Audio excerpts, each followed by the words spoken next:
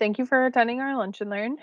My name is Kaylee. I am the social media specialist here at Gannon Associates, and my counterpart here, Kyle, is our marketing coordinator. We'll be presenting this Lunch and Learn for you guys today. As you know, the topic is social media, so let's get started.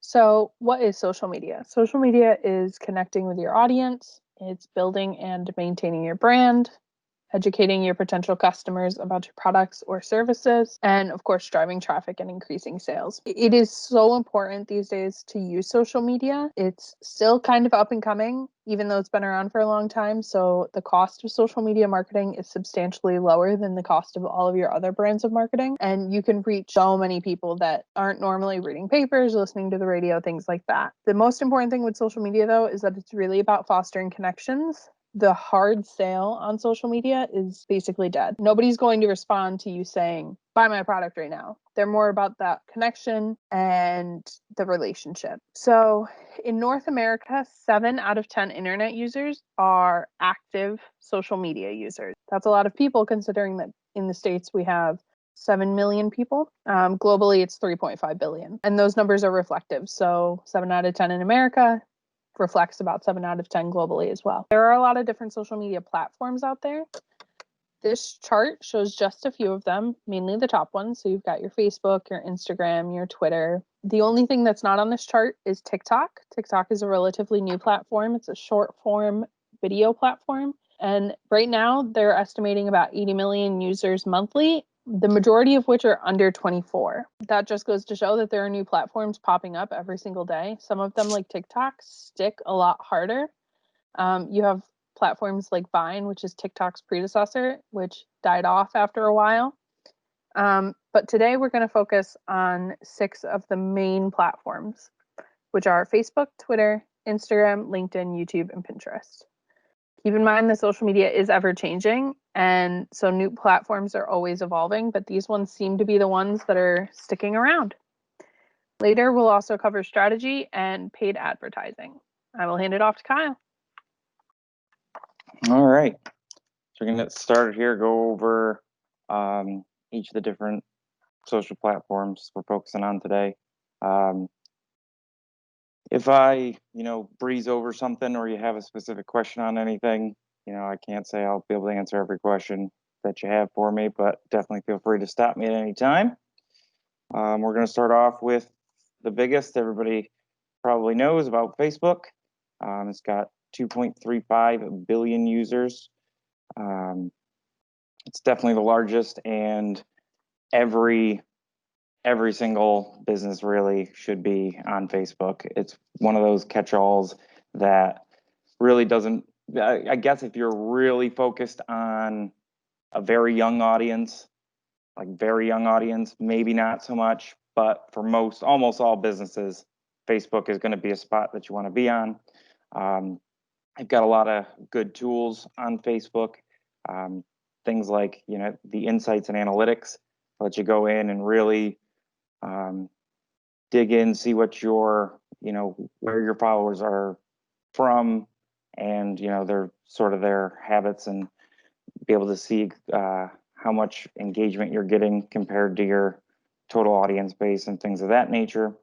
Facebook groups is something that I'm sure many of us are familiar with, but may not kind of realize the potential that groups have. Facebook has really made groups and the connection a big part of their platform, especially after COVID hit. They really started pushing different ways to connect through social media. Even before then, groups were a big tool. Things you can do with a lot of those groups, you can find different business organization type groups to join, or potentially different, if I'm trying to think of a good example off the top of my head, but if you're selling more of a product than a service, you can find those marketplace sort of apps or sort of groups. Some of them, the rummage sale type ones where everybody's just spitting out everything, may not be the best call, but Yeah, a good The one thing example that's would be if there were, for example, some groups exist for new and used auto sales, people trying to sell their cars. A car dealership might join that for the purpose of either selling their cars or looking to purchase the cars that people are selling. They can also just kind of plug in different auto tips or tips for when you're purchasing cars, not from a dealership, things like that. for sure. Then they also, obviously, a lot of us have seen, different videos on Facebook. It's definitely a good uh, point of contact to be able to show your face, have them hear your voice, uh, all from the comfort of their home. And we'll go in more depth on the advertising in a little bit here. Um, just another little stat I found that I wanted to share on Facebook. So granted, you're talking, this is kind of Facebook versus I'll go over those numbers when I get to Instagram. That'll be easier to talk about them then. The next one we're going to talk about is Twitter. Twitter is definitely a smaller platform compared to most of them, with only 330 million users. Doesn't mean it's not a good opportunity for you. In my personal opinion, so this could be, this is just me. Twitter is not a very good sales tool. There's going to be Kyle, we can't hear you. Something happened to the mic.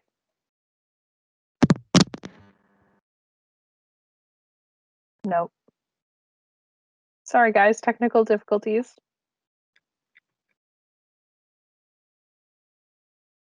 check, check.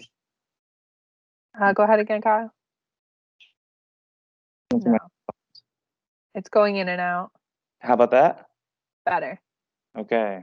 Sorry, about guys. I'm sure by the end of 2020, everyone's used to these Zoom and that. team issues. Right.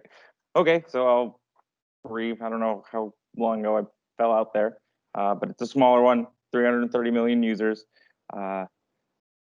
And my kind of opinion is that it's not a real good, not a real good sales tool. It's going to be a better engagement tool. Uh, People aren't on there, looking for asking their friends for advice on who's the best whatever in the area. They are following a lot of celebrities, things of that nature. Talking about events that are going on a lot, whether it's, people like to live tweet, so different events. So whether it's an award ceremony, um, or whatever it might be. The debates was a real hot one, the debate 2020, where people were just engaging with their audience and other people that are talking about hot topics through those hashtags. So if you kind of think of it without the hot topics and you were to find certain hashtags that are more industry related for you, it's a good way to kind of dig in, see whether it's other competitors, just other people you work with in the industry, or your consumers are saying about your service, your product, the industry as a whole. But they do have a variety of different tools here. You can share tweets. They have a maximum of 280 characters, so you have to be pretty succinct when you're tweeting. But you can also connect pictures and short video clips, GIFs, those sort of things, as well as chat functions and things of that nature. Up next, we have probably at least for right now, the second most relevant behind Facebook is Instagram, with over 1 billion users as of 2019. An important thing to kind of note here is that Facebook owns Instagram. So a lot of that engagement, a lot of profiles are connected between the two platforms. So if somebody has their Instagram and Facebook accounts linked and you like something, you like their, or the consumer likes your Facebook page, when you post on Instagram, there's a chance that those analytics kind of see, oh, you follow them on Facebook, here it is on Instagram. So you can engage with people that may have followed you, don't use Facebook as much, use Instagram more, and they can see your stuff more there. Instagram stories are a huge thing when it comes to Instagram. You've got your regular news feed sort of posts, but the stories, which Facebook has also introduced, but it's a bigger deal on Instagram for sure.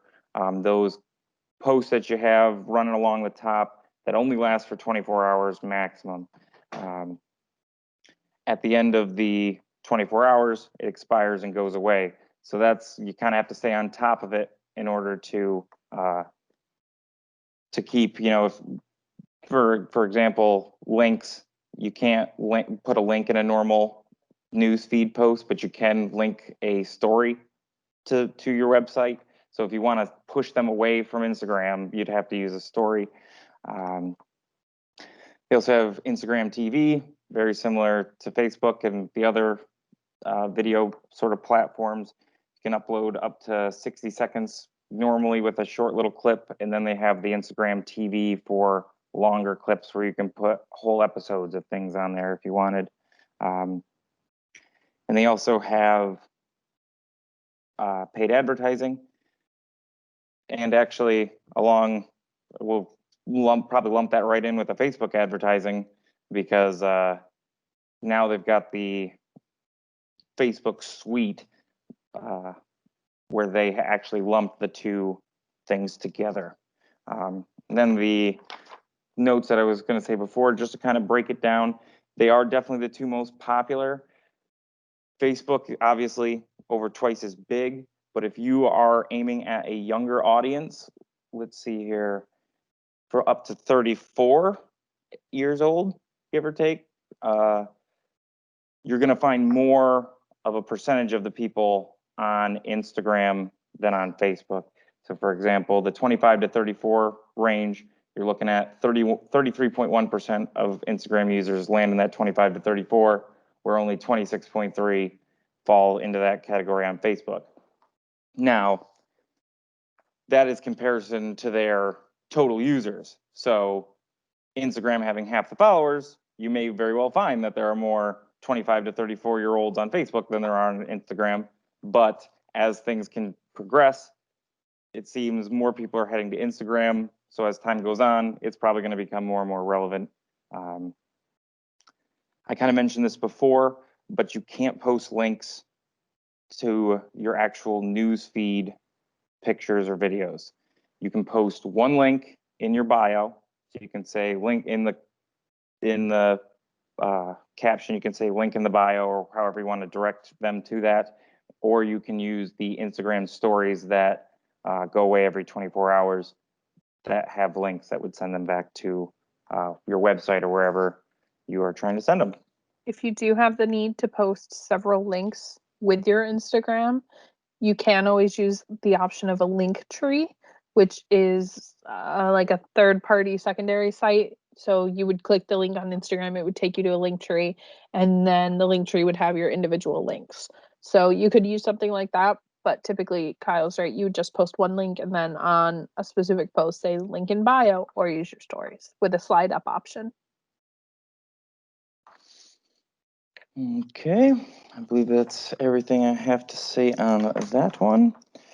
Next up is LinkedIn.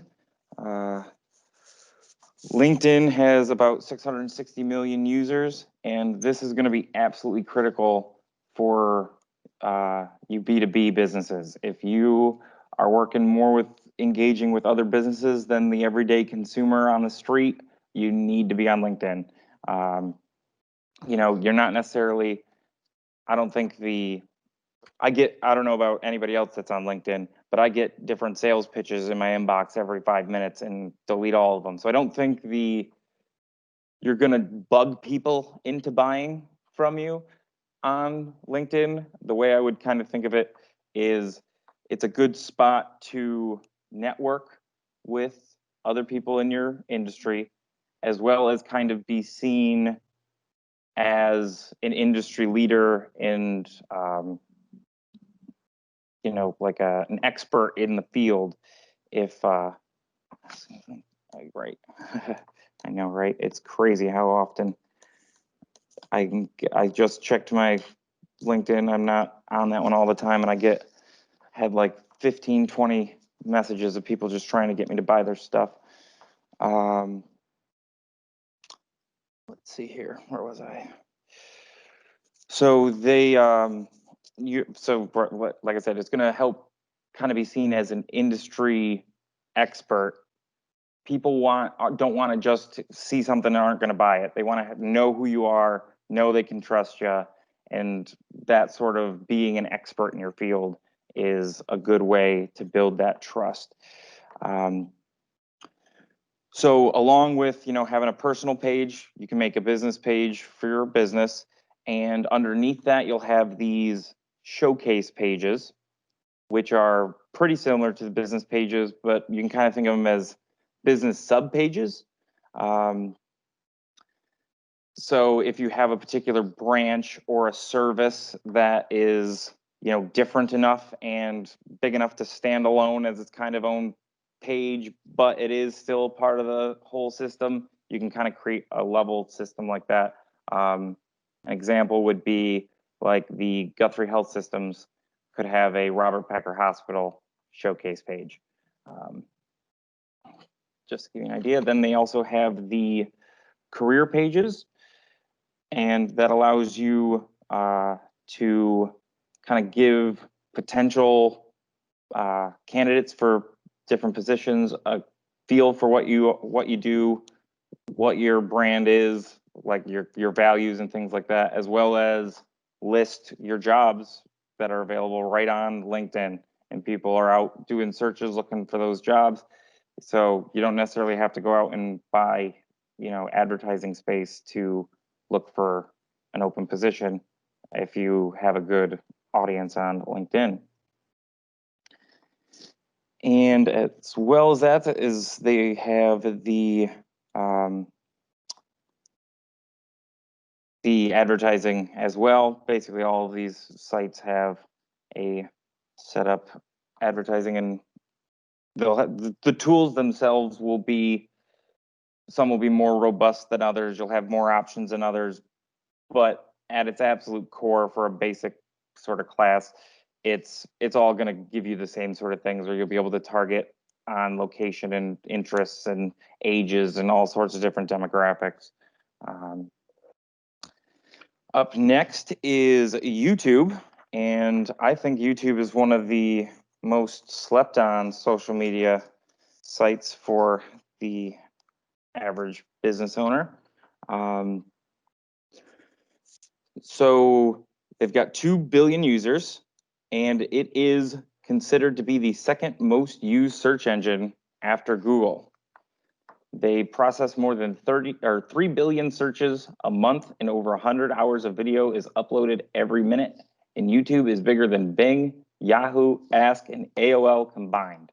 So YouTube is a huge platform that people are out looking for information. A lot of times when they're going out and looking for information, some people are skipping Google and going straight to YouTube because they'd rather watch something than read something. So if you can make any kind of video content, start doing that and start building it out on YouTube. That's exactly right. I can't tell who's messaging from my spot here, but I do see Google owns YouTube now. Yes, that is okay. And that is true. Google does own YouTube. And that actually leads me perfectly into why I think it's so underrated is because of that relationship. Oftentimes when you go out and you do a Google search, you'll notice that right across the top, you'll get 4 or 5 YouTube options. Google wants to keep you on their sites if they can do that. Traffic is the name of the game for them. If they can keep you on there, they make more money. So they want to keep you there if they can. So they'll send you to YouTube over other places if it's a possibility. So if you know what if you have a frequently asked question that's always asked all the time, or just something in the industry as a whole people don't understand and are people are always doing Google searches on the same sort of topic. If you can make a video that has, a title that that makes it clear that you're answering that question and hit some of those keywords that people are searching in the description, you've got a good shot at being listed as one of the top YouTube or one of the top searches on Google, even if you don't have a YouTube audience. So even if you don't have a big audience, if you have the right content out there that can be found in a Google search later, that could just live out there for as long as it needs to and still be driving you traffic on generally warm leads who are actively out looking for information as opposed to trying to just stuff an advertisement in their face, at some other point. On YouTube, you have the YouTube creator space, which is a real neat kind of editing. I don't want to call it a software, but it almost is. It's not super robust. If you're trying to do real in-depth edits, you're probably not going to want to use YouTube creator space for the edits anyway, but you'll still use that creator space to do things like add the little subscribe now cards or a link to a different video if you're referencing if you're doing like a multiple step process where you're talking about step 3, go back and watch step 2 right here, have the card pop up above your head. They also have an analytics set up, which is quite robust. You can imagine, I don't know how many folks have looked at Google Analytics, but being owned by Google, they go pretty crazy on that stuff. So you can go quite in depth. And then they also, again, have an advertising platform. To be honest, I've never actually run an ad on YouTube, though, so I can't really speak for how well that works. It works pretty well. You do have to have a audience of, I think, 100 people to be able to put your own ads on people's videos. And I think it's 150 or 200 people to be able to have people advertise on your video. So YouTube does have those limits. Obviously, if you're advertising on other people's videos, you're paying for that. If they're advertising on yours, you can actually monetize those videos and make money. It's a little different. There's also the option on YouTube to contact creators and advertise in their videos. But that's something you see a lot more with larger industries, companies such as like Pepsi or Netflix. Okay. See, make sure I got all that. I believe so. And the last social media site we're going to talk about today is Pinterest. It's this one is a little more of a niche, almost social media. It's got 320 million users, and it is going to be good for stores, people that sell physical products.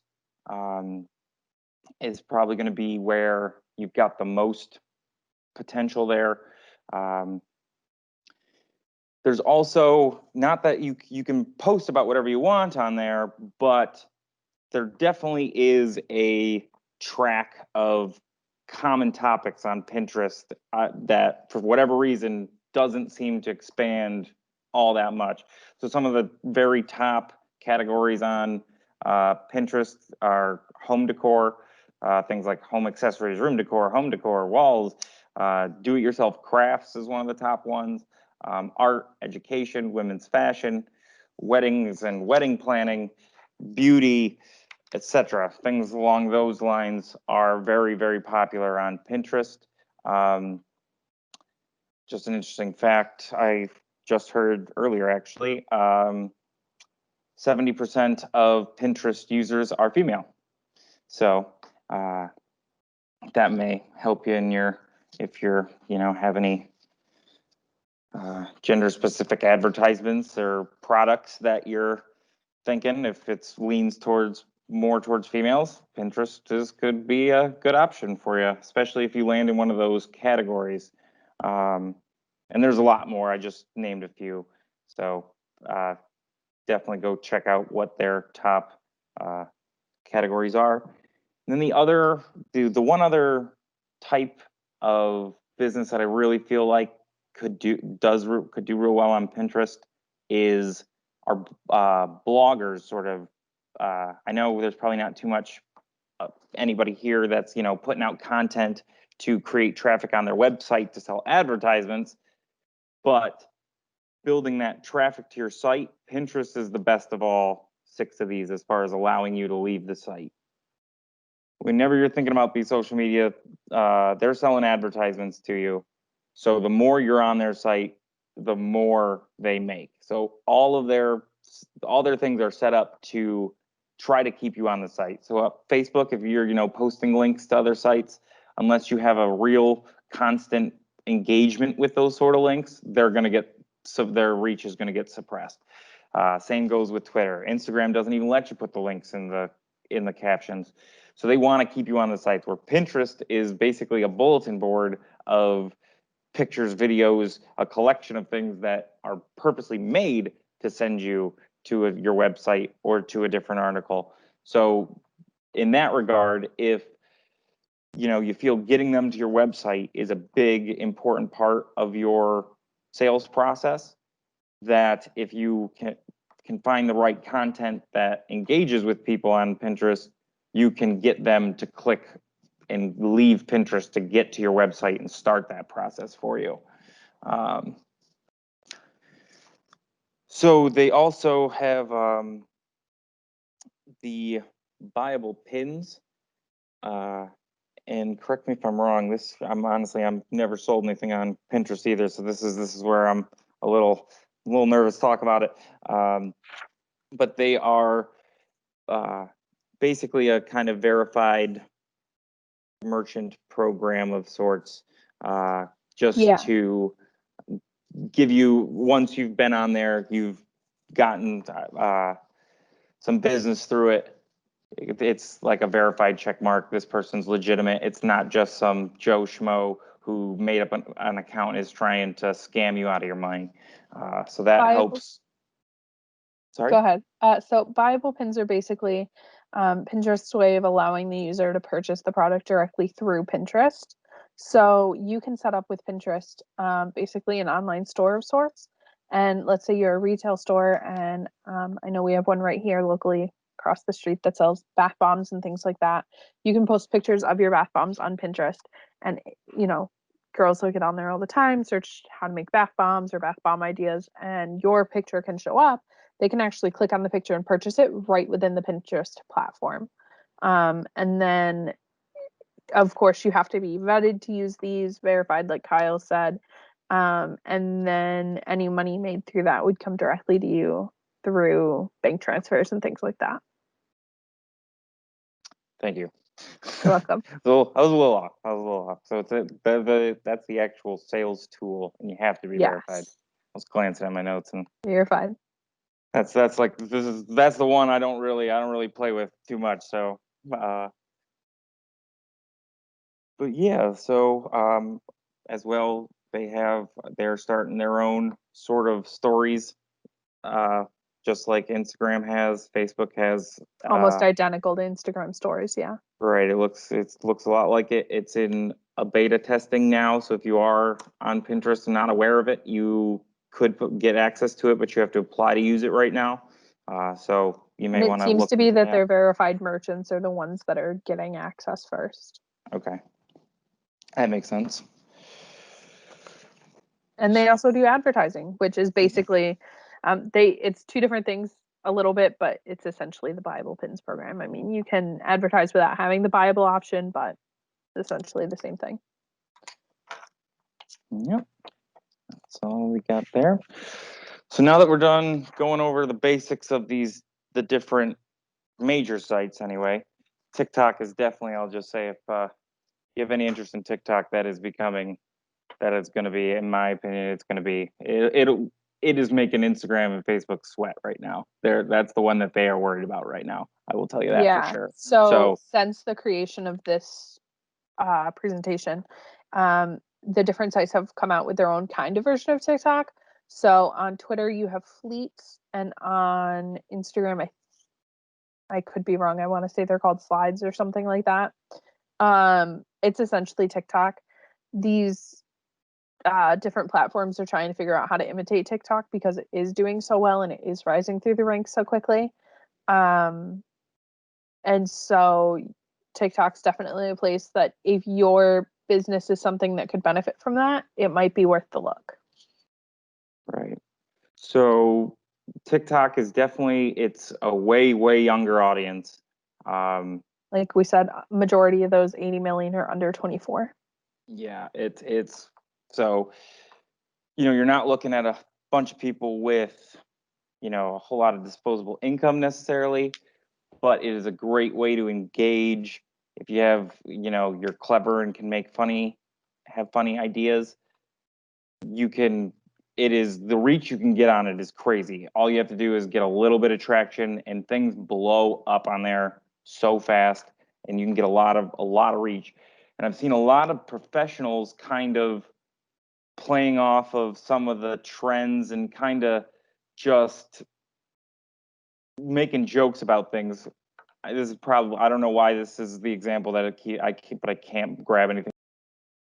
But there's a bunch of fun dances people do on there and are taking videos of themselves. Well, I saw last week that it looked like somebody had a cell phone in a jail and had a couple of inmates doing one of the funny TikTok dances. Well, a lawyer sees this, makes his own version, makes a duo thing where the two of them, a duet where they're both in the video, and he's dancing. The caption is me knowing I'm gonna get booked for another court case or something like that. So he found a way to kind of like, Right, he this played guy's off of doing what something they did. illegal. I'm a lawyer. I'm gonna get paid because he's doing something illegal, so I'm dancing with him. Like, so he made it kind of a funny. It's, that's probably not the best example just because of the legality part of that. But if you can come up, see those trends. If there's any way you can kind of twist that into your business, you can get a lot of brand recognition that way, through that. But sorry, I got a little off track, but I just think TikTok is becoming one of those top ones and at least needed to be mentioned briefly. The current trends, a lot of these platforms are focusing on engagement over your follower count now. The vanity metrics, your number of likes and shares and comments, those sort of things are being de-emphasized.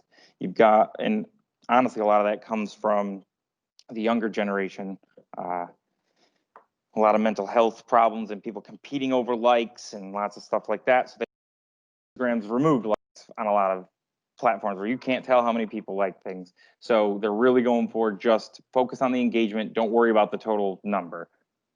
Make quality connections.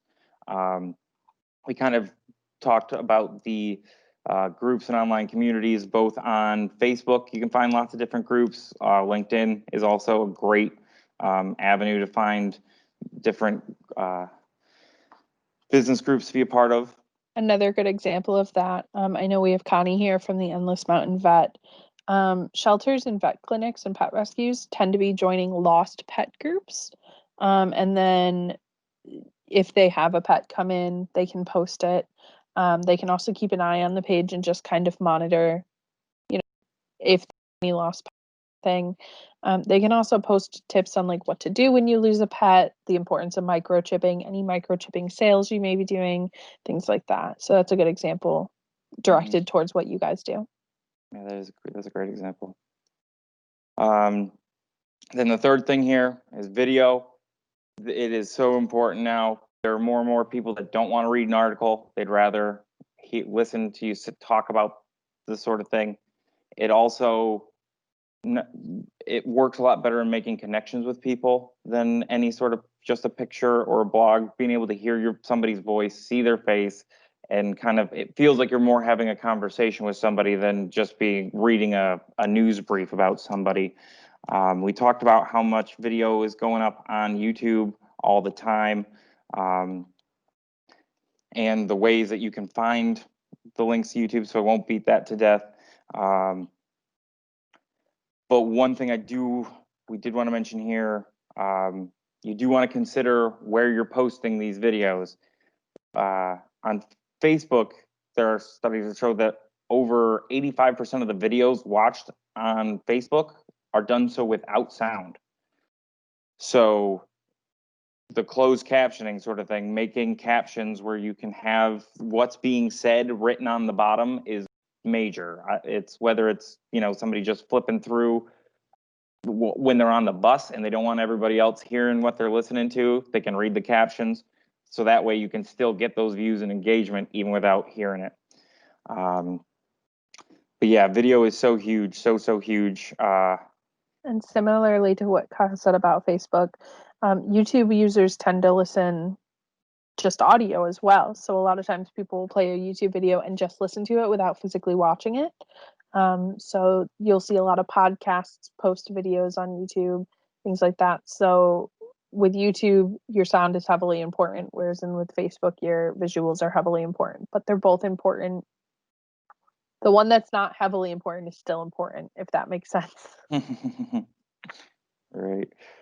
The last thing I will mention is about video is live functions. You can go live videos on Facebook. You can do it in your Instagram stories, Twitter too. You can do it on YouTube. I know those sort of live event recordings. Those sites are usually pushing the reach of those things more than the average video, more than your average video anyway.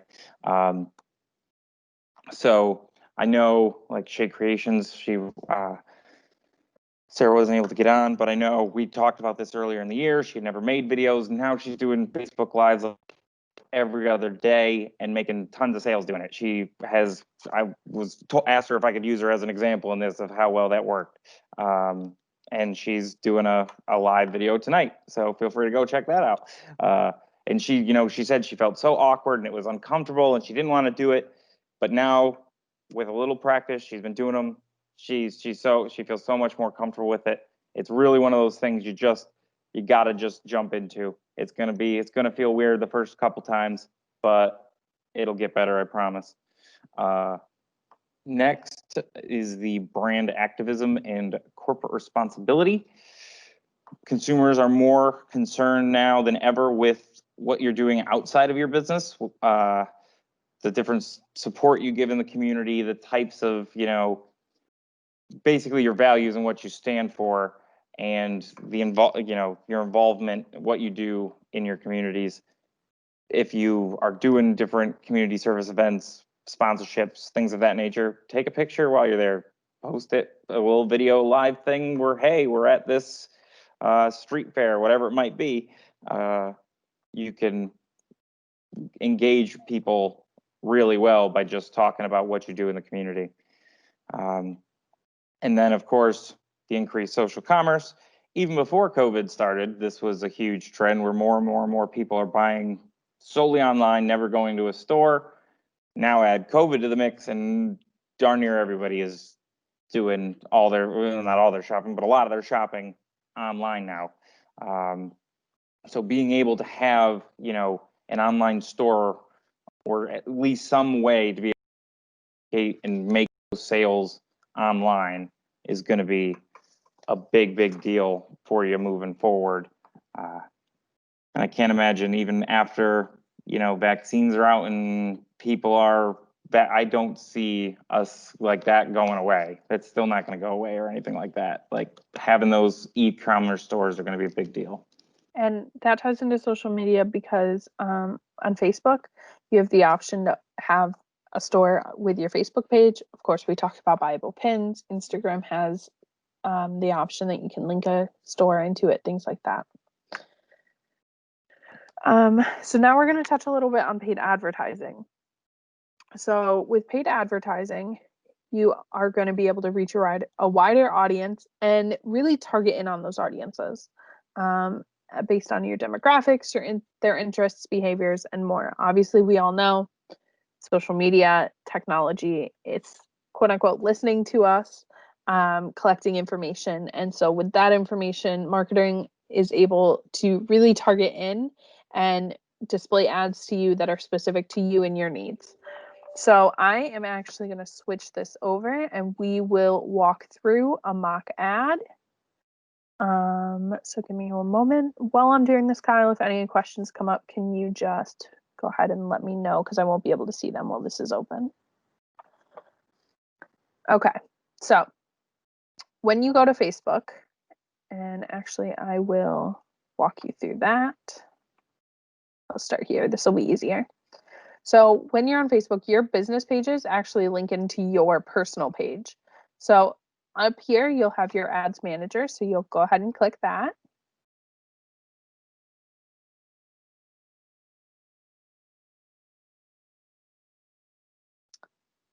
And then once you are in ad manager, this is what it'll look like. If you have multiple businesses, this will be a pull down screen. I manage social media for a couple different businesses, so we'll just go under my name for this mock ad so that I don't accidentally spend company money. So you'll hit create under the campaign tab. So how the Facebook ads and each platform is going to be a little bit different. Each social media platform will have how-to videos and a handout following this event. Those links will be in the handout. On here, you'll create a campaign followed by an ad set and then an ad. So for today's campaign, we're just going to do a little bit of brand awareness. There are different options here. So reach, we could drive more traffic to our site. We could get engagement up. If we had a mobile app, we can increase app installs on people's phones. If it's a video, I could do video views. If I wanted leads, I could do lead generation. I could increase the messages that I'm getting. And then if I were a retail store, I could do more catalog sales or store traffic or even increase conversations online. So today we're just going to go with some brand awareness. So brand awareness is most likely, it's going to show your ads to people who are most likely to remember them. You can name your campaign here. I'm just going to go with new campaign. Okay, so new campaign. And then if you had a special ad category, this is where you would turn it on. So that means that your ad is related to credit, employment or housing, social issues, the election, or politics. Mine will not be, so I'm going to leave that off. As you come down here, you've got your campaign details. I'm going to leave mine in auction mode. Basically, what that means is that on Facebook, for an ad, each time you are paying a set amount. So you're either going to pay a daily budget or a lifetime budget, but the actual amount spent per impression, meaning per person that sees your ad, is not going to be set impression to impression. It's going to waver a little bit. So it might be $1 here, 25 cents here. Auction is going to get me the best price for that impression at that time. If you wanted to do A/B testing, here's where you could do that. A/B testing is basically you can use different images and graphics against each other or different copy or text. So let's say I had a picture of a kitten and a picture of a puppy, and I didn't know which would do better. I would put in both as an A/B test, and then the ad itself will run them both at the same time, and then whichever one seems to be working better is what they'll stick with. But today I just have the one graphic, so we'll just leave that off. Come on, scroll down. So then campaign budget, I'm going to turn that on. And here's where you can set your budget. I prefer a lifetime budget. The reason that I prefer a lifetime budget is that I know I'm spending X amount of dollars and that's it. With lifetime budgets, depending on the platform, some platforms will say in their fine print that they can go over a little bit. With Facebook, I think it's 10%. So if I were to set my budget for $10, they can go over by another $1. So I'm actually, for this campaign, going to set it for $250. That's going to get us a lot of impressions. Obviously, we're not spending real money, but if we were. How was hiding my next button? And then I'm going to go with lowest cost bid strategy, meaning I want the most impressions for the lowest amount of money per impression. And hit next. So here's where you're going to create your ad set. Your ad set is basically you defining who you want to see your ad. So you can name it. I'm just going to leave mine as new ad set name. And then here's your dynamic creative. Let's say you have various audiences within this one. You can create different pictures or copy for each subcategory. So let's say I was just targeting everybody. I could do a different picture for each age range or a different text for each age range. So here's where you can set your date. Let's leave this at a month. But if you wanted to, you could run it for 3 months, 4 months, or more. Up in the corner here, you'll see this start to change as I go more in depth, but this is your audience definition. This is showing you whether your audience is too specific or too broad. The green range is about where you want to be, and it's going to show you how many people. So if I were to run this ad just now, as is, this is how many people I would reach. That's a lot of people. So let's narrow this down a little bit. So I am going to create a custom audience. A lookalike audience basically means that Facebook will take your current followers and they are going to create a lookalike. So basically, your followers' age ranges, their gender, their location, their marital status, things like that. Facebook is going to create a lookalike with people similar to that and target them. You can also target based on your website. So you can put a Facebook pixel in your website and tailor your audience targeting to the people who visited your website. Same thing with your mobile app. You could also use a customer list. So if you have a list of emails, you can target them. The only thing I will say with that is that only works if the email you're targeting is the email that they've used for their Facebook page. And then offline. You can get an audience of people who've interacted with your business in store or over the phone. That's a little more tricky. Again, it deals with that Google Pixel and your Wi-Fi network and things like that.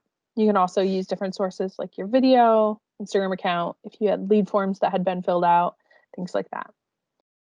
We're going to go super simple today, and we are just going to edit in here. So I want to target the Valley. So I'm going to hit, because right now this is targeting all the United States. So we're going to go, I could type correctly. I'm going to put in a zip code. So now this is targeting the Valley region. Obviously, we're going a little more to each end. You can exclude locations if you need to. So let's say I wanted to target the Valley. And there we go. So that's a little bigger. I'm going to target a good chunk of Bradford County there. Age range. So let's say I wanted to target 20 to 50-year-olds.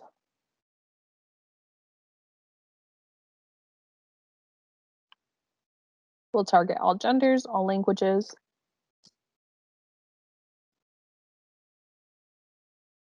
You can have a graphic. Education level, financial, any life events, parents, relationship, work. So let's say I wanted to target people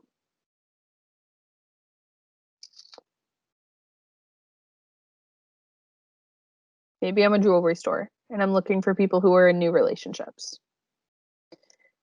Here's the problem with that. Now it's saying I've gotten too specific. So if that happens, you may need to expand your age range or your location area, things like that. For now, we'll just leave it people in the Valley between 20 and 50. That's giving me about 11,000 people. That's a pretty good range. We'll target them. Haley, Yeah. sorry. If you put in an actual town instead of a zip code, I think it gives you, is that what gives you the mileage scale? Yes. Yep. So If you might want to show that just so that you can see there's a little more flexibility than having to punch in every zip code. that's not. Let me delete one of these and we'll just type it in. That's a good go. Since it doesn't want to recognize Waverly. Yeah. So when you type in, if you type in a town rather than a zip code, you can get mileage. So I can say, I can go from 10 to 50 and it'll give me that range. You can also type in that specific zip code. So we'll just leave it like that because we're running a little low on time. And then the last thing you're going to do is create your ad. So you'll come in here and you'll name your ad. You want to make sure, again, if you're managing multiple pages, to come into here and identify which page you want to do. Ignore this error. That's just saying that I don't have payment set up for myself. And then you can choose between a single image or a carousel, which is more images that are going to scroll. You can also add playable source files or an instant experience. For now, we'll just leave it single. And then scroll here. Here's where you can change your picture and your text. You can add a URL for your website. And then your display link. So if I didn't want my website to display like that, I could change what it's saying.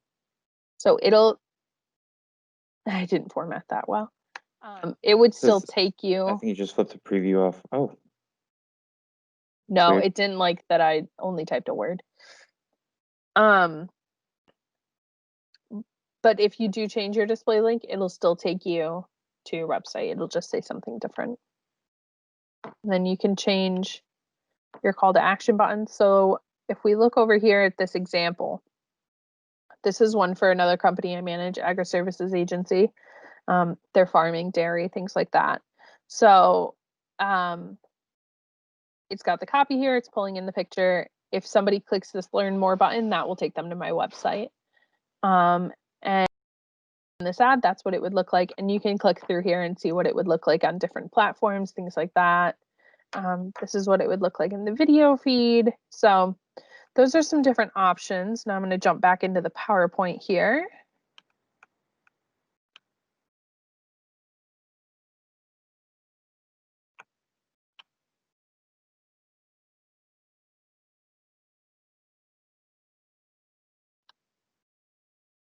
Okay, can you guys see that? Yep. Okay. So those are some options for your paid advertising. And again, I will put those links in the handout that you guys will be getting. So real quick, we're going to cover two last topics. And then if you guys have any questions, we'll cover those. So creating content. When you're thinking about creating content for your social media, you want to remember that less is more. So don't focus so much on the quantity of content rather than the quality. Your quantity is going to grow, but the quality is what's going to get you engagement. It's what's going to get you followers. It's what's going to get people engaged in your business.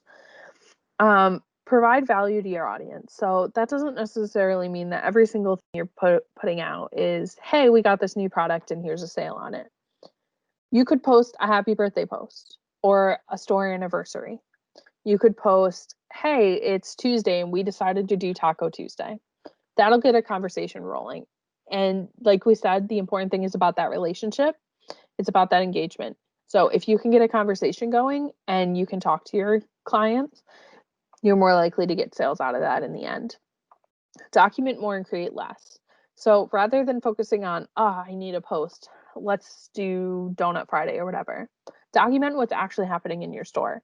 If you're having a grand opening, post that. If it's Christmas and you've got Santa in your store, post that. If you're just doing a sale or you've got new products in, post that. Document what's happening in your everyday life at your business. Be authentic, be yourself. Don't be fake online. People can tell what's fake and what's not, and they'll respond more to authenticity. And ride the viral trends. If you take a look at Gannon social media, we just did a Dunkin' Donuts rock video. It did very well. It was one of our more fun projects that we've done recently.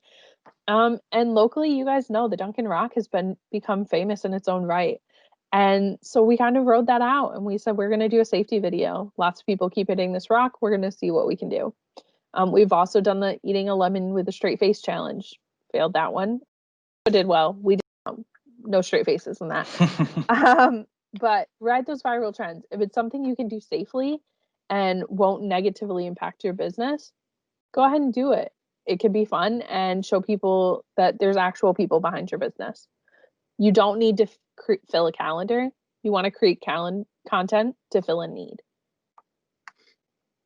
And lastly, your brand persona. This is where you want to be thinking about, what are your goals as a business? Which type of social media platforms are right for you, and what type of content do you want to share? So when you think about your social media, you always want to start with what your goals are. Obviously, for a lot of people, those goals are sales. But how do you get there? Do you want to implement new products throughout the year? Are you looking to push certain services more than others? Are you just looking to gain more of an audience? Then look at your social media platforms. Obviously, like Kyle said, Facebook is a great starting place for anybody and everybody. But beyond that, where can you go? Instagram and Pinterest are perfect for retail spheres. Twitter is great for something that's a little bit more newsy or educational. LinkedIn is awesome for business to business sales. So think about which social media platforms are really right for you. Don't just start them all at once. Start with one, get really good at it, and then move on. And then think about what kind of content you want to share. So if you are a retail place, you may be wanting to share your sales that are coming up. If you're more service, you might want to be educating your clients on what you can do for them and how your services are going to improve their life or their well-being. Plan ahead, listen to your people, engage with them, and monitor your analytics. By planning ahead, you can plan ahead, I would say probably 50 to 60% of your content. Obviously, you're going to have that social media content that's very in that moment. You just see something and you have to post it. But you can plan ahead. You can plan ahead on your sales. You can plan ahead on upcoming holidays or events that may be pre-planned, things like that. When you're planning ahead, you won't get so overwhelmed.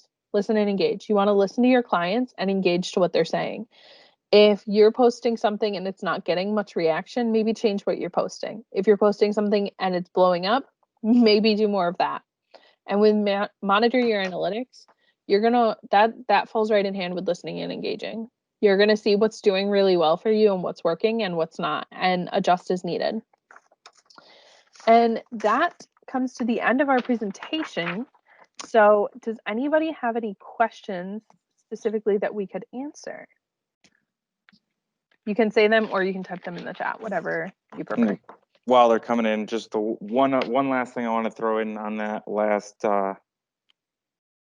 kind of coming up with your ideas and what you want to do. One thing I can say that has helped me a lot personally is find someone who you really like on social media. It can be, for me, it's Gary Vaynerchuk. Gary V is the king when it comes to this marketing, social media stuff. And warning to everybody, if you don't like cursing, just don't listen to him. But he's really good, and it doesn't have to be him. But find somebody that you see their content and go, yeah, that they're always ahead of things. I really like their creative. I like what they're coming up with. Follow it and try to piggyback off of what they're doing. Watch what they're doing. Try to emulate what they're doing. Find people that are doing well and do the same thing. You can do the same thing within your industry. So if you're a small business, find other small businesses in your area that are doing well. What are they doing well? What are they not doing well? If you're a veterinary clinic, find other veterinary clinic social media. Better I will. yet, people that are out of the area that don't Yeah, compete with you. So find a veterinary clinic that's kicking butt in California and then see what they're doing on social media. You might even be able to message them, hey, how'd you do this? yeah. They're not a competitor. They might help you. There's a saying in marketing that the best ideas are stolen ideas. And as crazy as that sounds, it's true. Don't reinvent the wheel. Use what you already have. Don't stress out. And you guys can do this. Do social media. So I don't see any questions coming in. Correct. Not stolen, repurposed. I love that. Might have to change the saying. I don't see any questions coming in. You guys are absolutely more than welcome to email either Kyle or myself, or that marketing@gannonassociates.com if you do have any questions later on. For now, we'll go ahead and end, and you guys can expect a copy of this recording along with a handout in your inbox before the week's end. So thanks guys so much. Have a great day. And ABA folks, feel free if you have any follow-ups, you didn't get enough of a particular thing, and I'm using this to help give me ideas for what we're gonna make those more one-off 10-minute, 15-minute videos. So if you have any other ideas for those, shoot them my way as well. Thanks, guys. Awesome. Thank you, everybody.